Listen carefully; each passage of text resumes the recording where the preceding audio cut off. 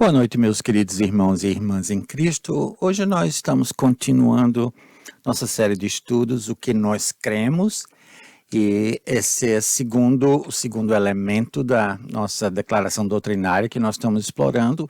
Primeiro nós falamos sobre o que a nossa declaração doutrinária tem a dizer sobre a salvação, e nós vimos pelo menos 3 aspectos diferentes. Na semana passada nós começamos a discutir ou conversar sobre o que a Bíblia tem a dizer sobre a si mesmo, sobre a Bíblia, sobre a palavra de Deus, e o que nós cremos sobre a Bíblia. E nossa declaração doutrinária é bem básica e similar a muitas outras declarações doutrinárias de outras igrejas ou instituições. E ela simplesmente diz que as escrituras do Velho e Novo Testamento são verbalmente inspiradas por Deus, ou seja, Deus inspirou as palavras que deveriam ser preservadas pelos autores da Bíblia. Então, as escrituras do Velho e Novo Testamento são verbalmente inspiradas por Deus, infalíveis em seus escritos originais e autoridade suprema e final na fé e prática da igreja. Nós vimos também que nós conversamos sobre 2 Timóteo 3, 16 e 17, e nós vimos que a Bíblia é valiosa, ela é preciosa por causa da sua fonte, ela é inspirada por Deus. Também ela é valiosa pelo que ela faz ou pela sua eficácia. 2 Timóteo nos diz que ela é útil para o ensino, ela é útil para a repreensão, ela é útil para a correção, ela é útil para a instrução na justiça. E a conclusão ou o resultado era para que o homem, não somente o homem no sentido masculino, mas o servo ou a serva de Deus, seja apto e plenamente preparado para toda boa obra. Hoje nós vamos aprofundar um pouco mais nosso entendimento sobre as Escrituras, tratando de algo que é um pouco mais peculiar à nossa igreja, a Grace Life Brasil, e a nossa associação ou comunhão de igrejas. E para muitos de vocês isso vai ser um conceito novo. E ao ouvir a palavra dispensações pela primeira vez, eu acho que muitos vão dizer dispensar o quê? Mas vocês vão entender por que nós estamos tratando desse assunto nesse contexto do que a nossa declaração diz sobre a Bíblia. Porque a maneira como nós, como igreja local, interpretamos a Bíblia é influenciada pela nossa convicção sobre o conceito de dispensações. E nós entendemos que as dispensações são a estrutura essencial da história bíblica da salvação. O que nós queremos dizer com isso? A Bíblia não é um livro de regras, de faça e não faças, apesar de conter a lei mosaica e outras instruções específicas sobre o que fazer e o que não fazer. A Bíblia não é um livro de teologia, apesar de a Bíblia conter porções que, por formato, nós poderíamos descrevê-las como teológicas. A Bíblia é essencialmente uma história, a história da redenção, a história da salvação. A Bíblia é a história da relação de Deus com a humanidade, da criação até o dia em que Deus vai restaurar todas as coisas, quando ele criar novos céus e nova terra. Nós que adotamos, eu não gosto de usar o termo dispensacionalismo, eu prefiro usar o termo teologia dispensacional. Nós que adotamos o conceito de teologia dispensacional entendemos que essa história narrada nas Escrituras, ela é organizada de uma forma sequencial através do que nós chamamos uma série de dispensações. Nós vamos falar sobre isso mais adiante. A realidade é o seguinte, que quando lido realisticamente, quando você lê a Bíblia de uma forma literal e realista, O registro bíblico da revelação mostra que há progressão, há mudança. A Bíblia não é uma coisa estática, a gente percebe que há uma dinâmica muito grande na relação de Deus com a humanidade.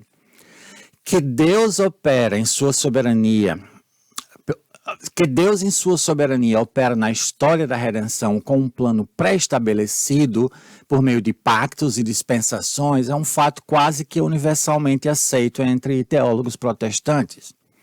A questão que se levanta, e aqui nós nos diferenciamos de outras formas de teologia protestante, é como essa progressão é organizada.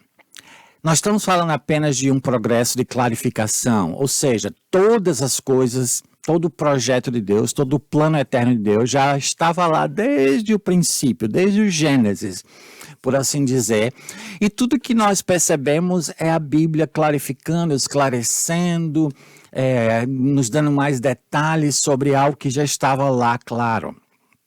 Ou, pelo contrário, é possível identificar e caracterizar uma série de eras ou de momentos na história bíblica que são bem definidos por suas características e que são diferentes entre si.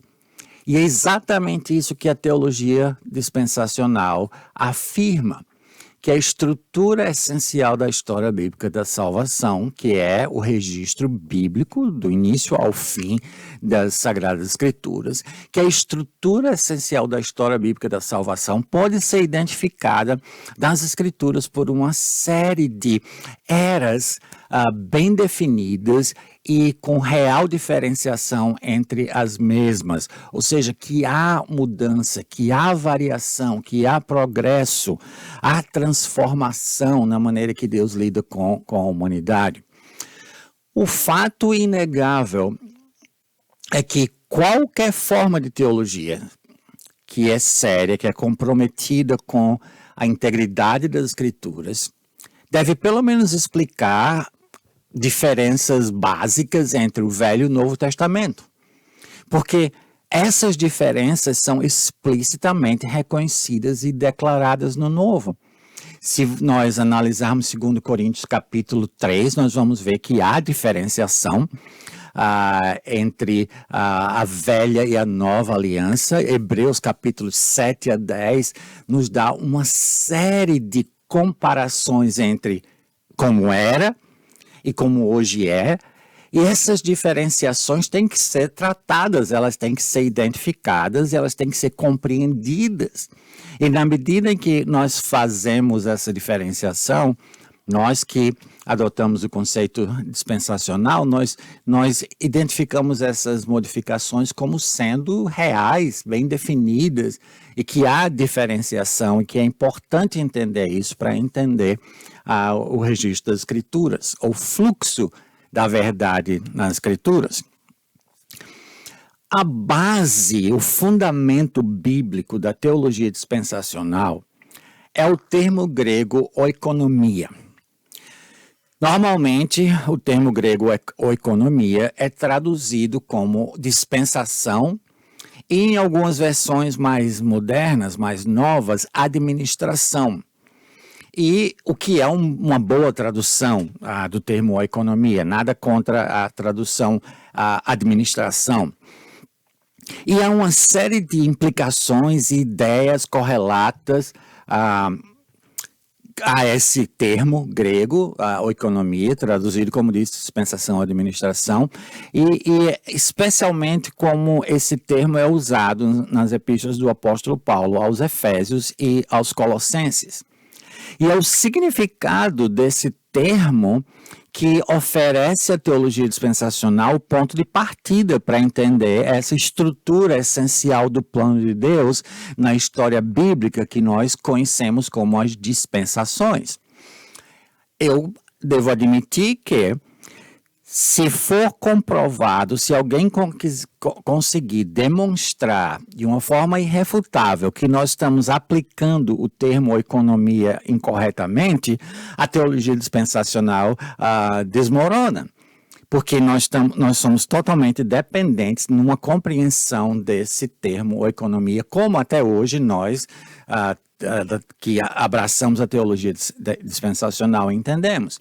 Entretanto, depois de muitos e muitos anos de estudo, eu estou convencido que nós estamos no caminho certo ao interpretar o termo economia da maneira como nós o fazemos. Essencialmente, basicamente, de uma forma semanticamente falando, o significado mais básico, mais fundamental e mais antigo do termo economia é a administração, o regulamento ou as regras que regem, que conduzem a uma residência.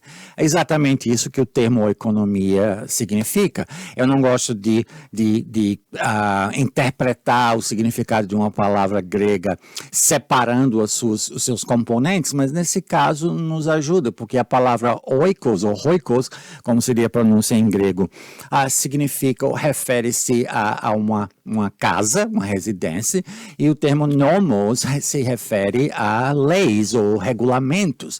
Então, seria a administração, os regulamentos, as regras de uma residência. Para deixar isso bem simples, por exemplo, em algumas casas, todo mundo se senta junto na hora do almoço.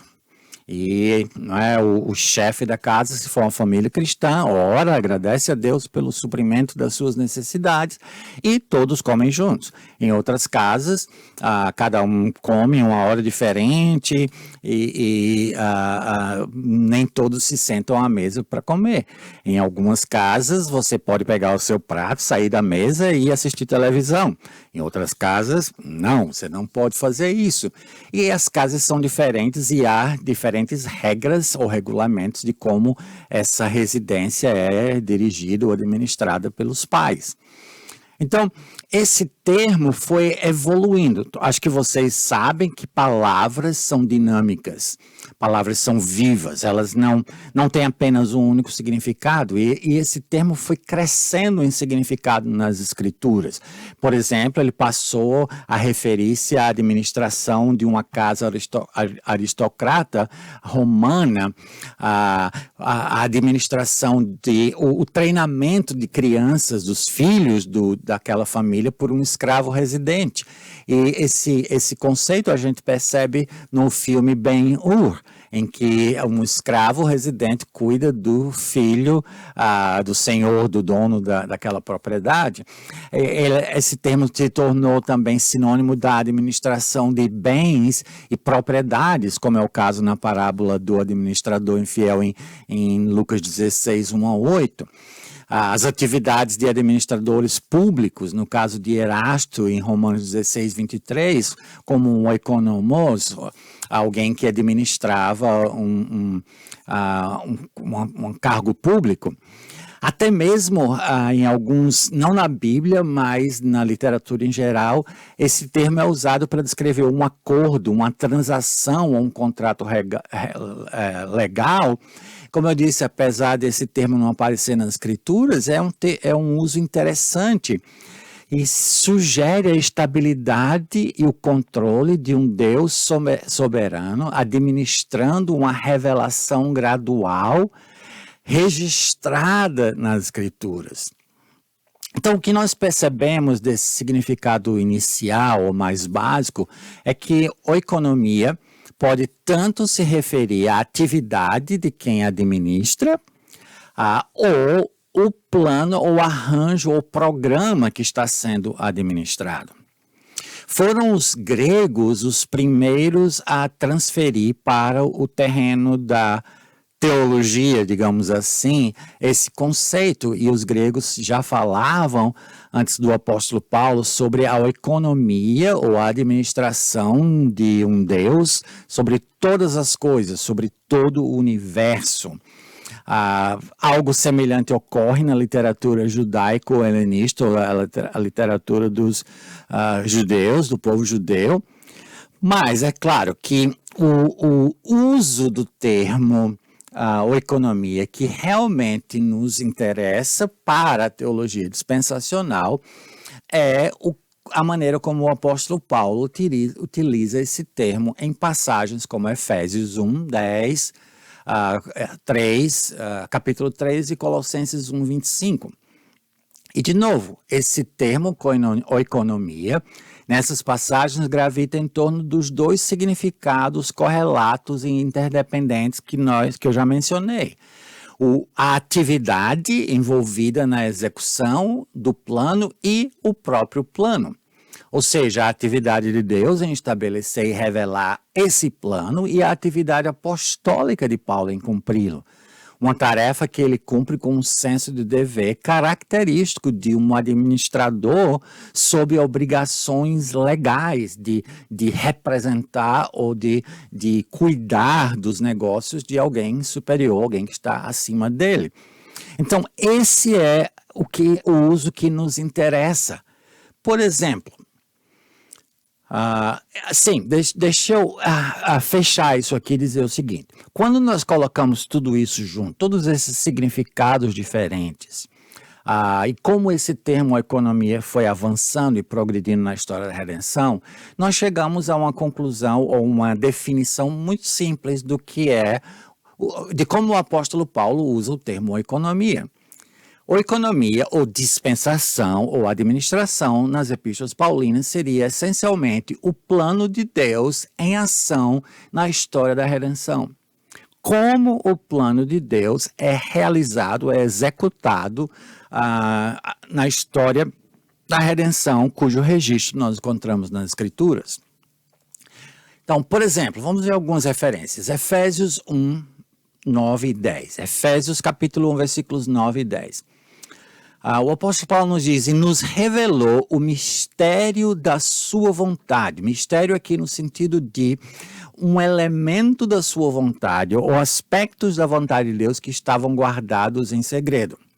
Ele nos revelou o mistério da sua vontade, de acordo com seu bom propósito, o propósito eterno de Deus que ele estabeleceu em Cristo.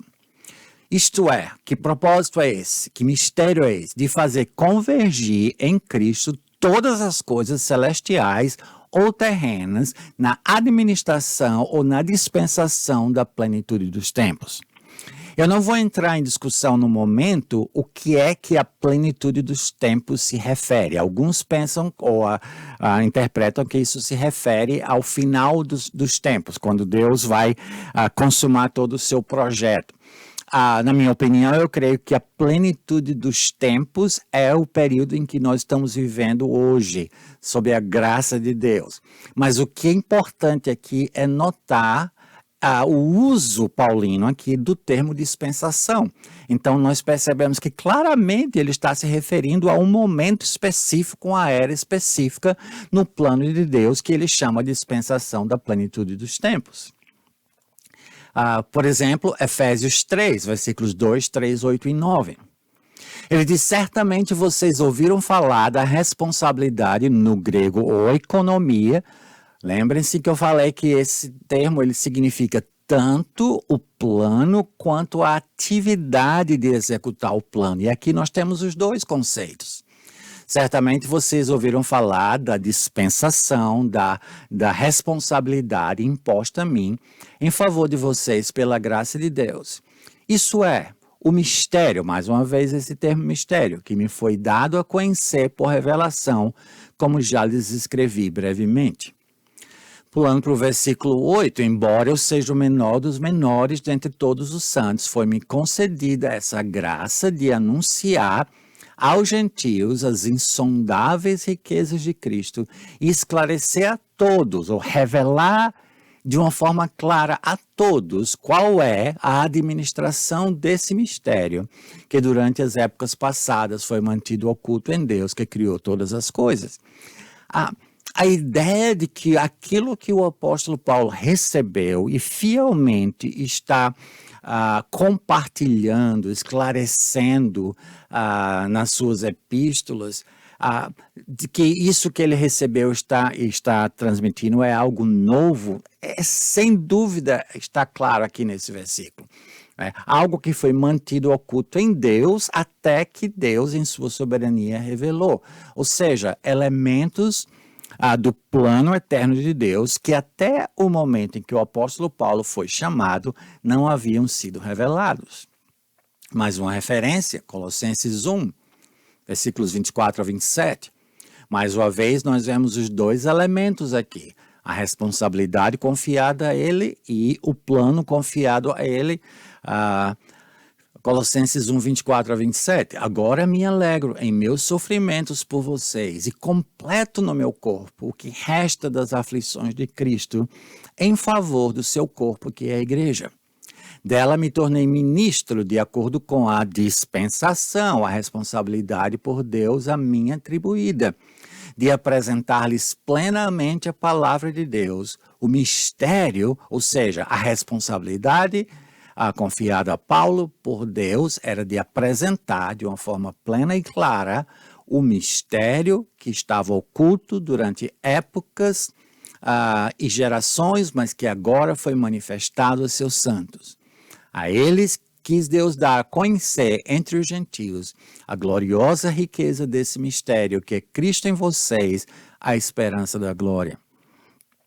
Percebam que há alguns termos correlatos que o apóstolo Paulo utiliza nessas passagens, correlatos ao conceito de economia. Ele fala muito sobre a ideia de mistério. Mistério aqui não é algo difícil de entender, também não é algo que é guardado só para os iniciados, para um grupo de privilegiados. Ele explica claramente que o mistério é algo que havia sido mantido em segredo na soberania de Deus, até que Deus resolveu revelar. A outra palavra, o outro termo que aparece repetidamente aqui é a ideia da graça de Deus. E é por isso que nós chamamos a presente dispensação em que nós vivemos a dispensação da graça de Deus. Outra ideia muito presente aqui é a ideia da igreja. E nós vamos ver mais adiante em nossos estudos que quando o apóstolo Paulo usa o termo igreja, ele especificamente se refere ao que nós chamamos o corpo de Cristo. Uma unidade, um organismo formado por judeus e gentios reconciliados em Cristo, sem privilégio de judeus sobre gentios, como era antes da entrada do apóstolo Paulo no projeto de Deus, um programa de Deus, e sem a necessidade da lei ou dos rituais judaicos. Então, é isso que nós entendemos pelo termo oikonomia ou dispensação. Essencialmente, nós entendemos que o plano de Deus, não os planos, um plano só, o plano de Deus foi revelado e foi estruturado de acordo com a vontade de Deus, através de uma série de dispensações cujas condições ou as demandas de Deus em cada uma daquela dispensação, em cada uma daquelas dispensações era confiada a alguém. Por exemplo, vamos falar mais adiante, a dispensação da lei foi confiada a Moisés, assim como a dispensação da graça foi confiada ao apóstolo Paulo. Isso nos leva a uma pergunta que para muitos é de importância vital e para mim nem tanto. Quantas dispensações? Quantas dispensações a Bíblia menciona? Se você tem alguma familiaridade com o termo dispensações, você já deve ter ouvido sobre o esquema básico de um grande homem de Deus do passado chamado C.I. Scofield, e ele fala em 7 dispensações. A dispensação da inocência, ou seja, da criação até a queda, aquele tempo indeterminado, não sabemos quanto tempo, em que Adão e Eva viveram em um estado de inocência espiritual e moral, não tinham conhecimento do mal. Scofield fala então sobre a consciência, que a partir do momento que o pecado entrou no mundo, Adão e Eva passaram a ser dirigidos pela sua própria consciência, agora contaminada, influenciada pelo pecado. A terceira dispensação do modelo de Scofield é o governo humano. Após o dilúvio, Deus concedendo ao ser humano o direito de governar uns sobre os outros. A promessa dada a Abraão. A lei, como já disse, dada a Moisés. a graça na qual nós vivemos e, finalmente, o reino quando Deus irá executar os últimos estágios, assim por assim dizer, do seu plano, do seu projeto, do seu propósito. Os termos inocência, consciência e governo humano não aparecem nas Escrituras. Eles são implicações ou conclusões, mas os termos inocência, consciência e governo humano não aparecem nas Escrituras. Por outro lado, promessa, lei, graça e reino, sim, aparecem nas Escrituras claramente como eras distintas do plano de Deus, ou dentro do plano de Deus. O apóstolo Paulo, falando aos Gálatas, refere-se ao fato de que a lei não elimina ou não invalida a promessa, a lei foi acrescida à promessa. E o apóstolo Paulo fala várias vezes do contraste entre a graça e a lei. E também o fato de que ainda está por vir um momento na história da humanidade em que Deus, em Cristo Jesus, como o Messias prometido de Israel, vai implantar o seu reino de paz sobre a terra. Então, há 4 claramente mencionadas pelo nome nas Escrituras. Podem ser 7, outras pessoas falam em 8, alguns comentaristas até falam em 13 dispensações. O número de dispensações, para mim, é menos importante do que o conceito de que, para entendermos de uma forma ampla, equilibrada, a vontade de Deus revelada nas Escrituras, nós temos que entender aquilo que Deus está falando, especificamente para a nossa obediência como membros da igreja, o corpo de Cristo, sob a administração da graça, e aquilo que Deus está falando a outros santos no Velho Testamento e até mesmo no que nós chamamos de Novo Testamento, mas que não se refere diretamente à realidade e à vida da igreja sob a graça. Então, essa é a grande vantagem de entendermos as dispensações como a estrutura essencial do plano de Deus. Vamos apenas alguns elementos de conclusão. Eu não quero que esse estudo passe de 30 minutos, nós estamos em 27 minutos e alguma coisa, mas vamos ver alguns conceitos de conclusão para fecharmos hoje. Primeiro, uma oikonomia é de vários arranjos divinos em sequência, vários aspectos do plano de vida em sequência, visando o bem-estar cultural, moral e, acima de tudo, espiritual da humanidade. Ou seja, cada uma dessas dispensações contém prescrições divinas que produzem, em primeiro lugar, bem espiritual e, assim como consequência, bem moral e transformações culturais pela presença e influência do povo de Deus em cada uma dessas determinadas situações. Por exemplo, quando nós pensamos na lei, como a lei ela regulava não somente a relação espiritual do povo de Deus com Deus, mas também a vida cultural e moral do povo de Israel. Então, uma economia ou uma dispensação é de vários arranjos divinos em sequência, visando o bem-estar cultural, moral e espiritual da humanidade. Número 2, cada oikonomia ou cada dispensação avança além dos limites de estágios anteriores da relação de Deus com o homem. Ou seja, cada dispensação acrescenta elementos revelados por Deus nessa relação da humanidade com Deus.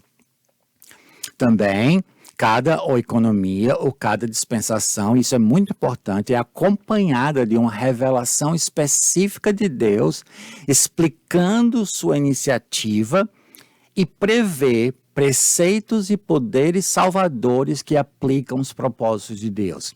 O que eu quero dizer com isso? Por exemplo, o apóstolo Paulo reivindica em várias das suas epístolas a sua autoridade como sendo o apóstolo a quem a dispensação do mistério ou da graça de Deus foi revelada.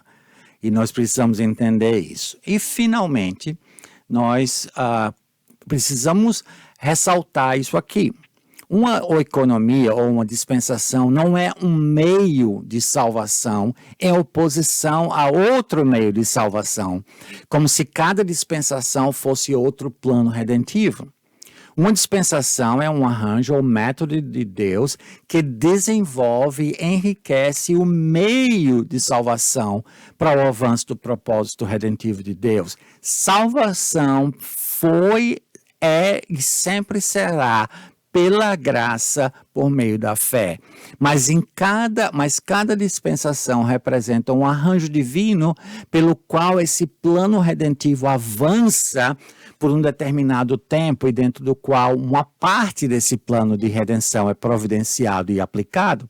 Por exemplo, sob a lei, os sacrifícios oferecidos no templo, eles tinham duas funções. Eles tinham a função de cobrir o pecado do povo de Israel. O derramamento do sangue daqueles animais substituía, então, o derramamento de sangue daquele judeu, daquele hebreu que confessava os seus pecados diante de Deus. Mas também os sacrifícios, eles tinham uma função simbólica, uma função tipológica de apontar para o futuro, quando o Cordeiro de Deus que tira o pecado do mundo, o Senhor Jesus Cristo, iria morrer e de uma forma definitiva prover pelo seu sangue, pelo derramamento do seu sangue, a redenção, o que é necessário para a redenção.